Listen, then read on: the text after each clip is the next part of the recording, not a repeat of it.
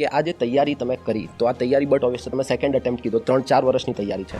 તો 4 વર્ષ સુધી જ્યારે વિદ્યાર્થી તૈયાર કરે છે તો એક પ્રકારે મોનોટોનસ લાઈફ થઈ જાય કે રોજે એ જ સવારે ઉઠો, વાંચો, ફરીથી એ જ બીજા દિવસે રિપીટ કરો.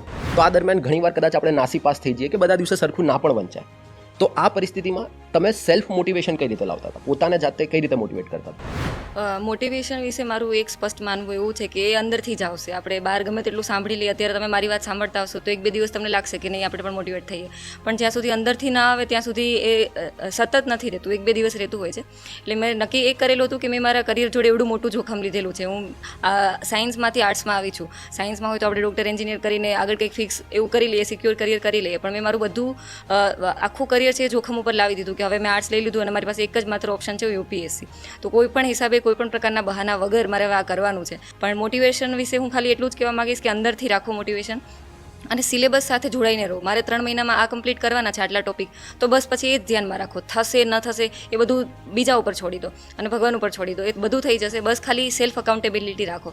આજના મેં આટલા ટોપિક નક્કી કરેલા છે કે મારે આટલા વાંચવાના છે, તો શાંત થાય ત્યાં સુધી એમાંથી 90-80% પૂરું થઈ જવું જોઈએ. ભલે 100% પૂરું ના થાય ક્યારેક, પણ 80-90% પૂરું થઈ જવું જોઈએ. અને ક્યારેક એવું ડિસ્ટ્રેક્શન આવી જાય કે 1-2 દિવસ આપણા બગડી જાય, તો પછી એવું પોતાની સાથે પોતે જવાબદારી એવી લઈ લો કે નહીં, આજે બાકી છે મારું બેકઅપ, એ હું વીકેન્ડમાં પૂરું કરીશ અથવા તો આગળ પૂરું કરીશ. કારણ કે તમે કદાચ છોડશો ને તો બાકીના લોકો વાંચી લેશે અને કોમ્પિટિશન અહીંયા ગળાકાપ સ્પર્ધા આપણે કહીએ ને ગુજરાતીમાં, એવી સ્પર્ધા છે. એટલે સતત જવાબદારી સાથે વાંચો, પોતાની જવાબદારી પોતે જ લો કે મારે આ કરવાનું છે એટલે મારે જ કરવાનું છે, બીજું કોઈ આવીને કરશે નહીં. કંચનબેને બહુ સરસ વાત કરી કે એક ટુ ડુ લિસ્ટ બનાવો એવરીડેની.